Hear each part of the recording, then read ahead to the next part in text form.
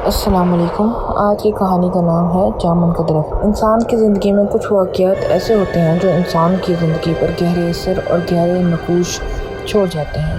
کچھ واقعات تو ایسے ہوتے ہیں جن کو سن کر لوگ مشکل سے ہی یقین کرتے ہیں، مگر ایسے واقعات سچ ہوتے ہیں۔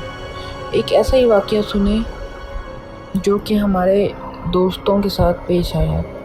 یہ بات کافی پرانی ہے، جب ہم سب دوست شام کو گراؤنڈ سے واپس آ کر اپنے محلے میں جمع ہوا کرتے اور خوب محفل لگاتے۔ ایک دن ہم رات کا کھانا کھا کر گھر سے باہر نکلے تو دوستوں نے بولا، آج جمعرات ہے، آج جن بھوت اور چڑیلوں کا دن ہے۔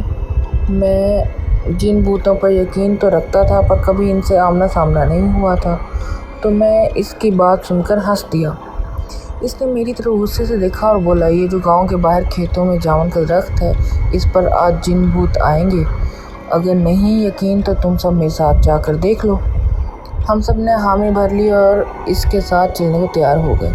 میں اس کا نام بتاتا چلوں، یہاں اس کا نام ندیم تھا اور وہ اکثر رات کو اکیلا کھیتوں میں گھومتا رہتا تھا، اس لیے اس پہ کچھ دوستوں نے یقین بھی کر لیا تھا پر ہم نے یقین نہیں کیا تھا۔ ہم 5 دوست تھے جن کے نام تھے عابد، ناصر، ساجد، مدثر اور ندیم۔ جیسے ہی عشاء کی اذان ہوئی ہم نکل پڑے۔ اس کے ساتھ کھیتوں میں جن بھوت دیکھنے رات کافی گہری ہوئی چلی جا رہی تھی تو ڈر بھی لگ رہا تھا۔ ابھی ہمیں چلتے ہوئے 10-15 منٹ ہی گزرے تھے، ایک کھیت سے بکری کے چھوٹے بچے کے بولنے کی آواز آئی۔ عابد نے بولا، رکو، یہاں پاس سے کسی جانور کی آواز آ رہی ہے۔ سب رک گئے اور خاموشی سے آواز سننے کا انتظار کرنے کہ کس طرف سے آواز آ رہی ہے۔ ابھی تھوڑی دیر ہی گزری تھی کہ بکری کے بچے کی آواز دوبارہ سنائی دی۔ ندیم فوراً بولا، آواز اس طرف سے آ رہی ہے، جو 4 کھیت چھوڑ کر ہی برسن کا کھیت تھا، آواز وہاں سے آ رہی تھی۔ سردیوں کے دن تھے اور ان دنوں میں برسن عام ہوتا تھا۔ سب دوست اس طرف جانے لگے تو ناصر نے بولا، چھوڑو یار، جو بھی ہے ہمیں کیا لینا دینا اس سے، ہم جس کام کے لیے جا رہے ہیں اس طرف چلو۔ پر کوئی بھی نہیں مانا اور برسن کے کھیت کی طرف بڑھنے لگے۔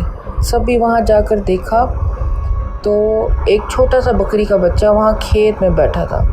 ہم سے کوئی بھی کچھ بولتا اس سے پہلے ہی ندیم نے کہا، لگتا ہے جو یہاں بکریاں چروانے آتے ہیں ان کا رہ گیا ہوگا، اس کو اٹھا لو، صبح پتہ لگا کر واپس کر دیں گے۔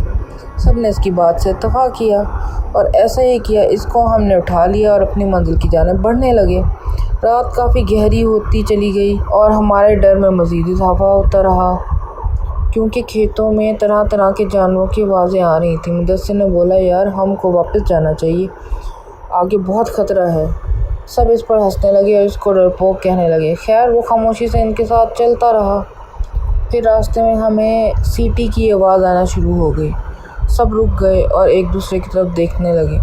ڈر سب کے چہرے پہ صاف نظر آ رہا تھا، پر کوئی بھی یہ نہیں چاہتا تھا کہ واپس جائیں اور اللہ کا نام لے کر اس جامن کے درخت کی طرف بڑھنے لگے۔ ابھی تھوڑی دیر ہی گزری تھی کہ ہمیں چلتے چلتے سامنے ہی وہ درخت نظر آ گیا۔ ہم سب دوست اس درخت سے تھوڑا ہٹ کر بیٹھ گئے۔ سب سے پہلے تو مدثر بولا، اس بکری کے گلے میں کوئی رسی وغیرہ ڈال دو تاکہ یہ کہیں ادھر ادھر نہ ہو جائے۔ سب دوست رسی ڈھونڈنے لگ پڑے اور جلدی ایک چھوٹی سی رسی مل گئی۔ اس کو ہم نے اس کے گلے میں ڈالا اور رسی ناصر کو پکڑا دی۔ سب کی نظریں اب درخت پر جمی تھیں۔ 10-15 منٹ ہی گزرے تھے کہ جامن کا درخت کے اوپر سے ایک باریک سی لال رنگ کی لائٹ نظر آئی۔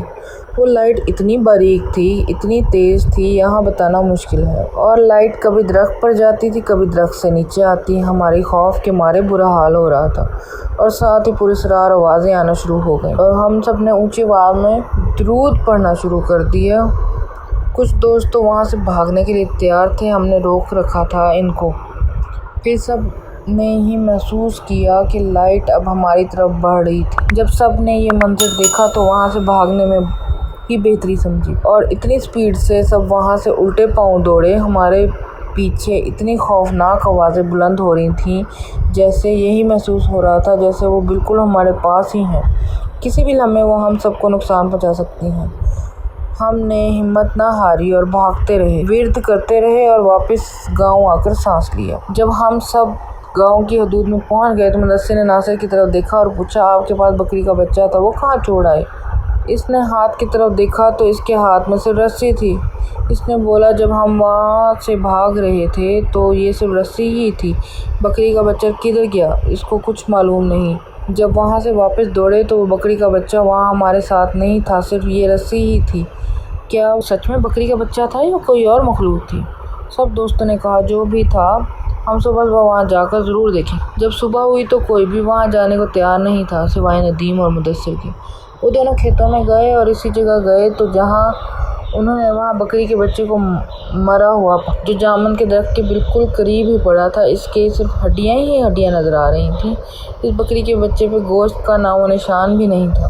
وہ دونوں سمجھ چکے تھے کہ رات کو جو کچھ بھی ہوا تھا وہ ان کا وہم نہیں تھا۔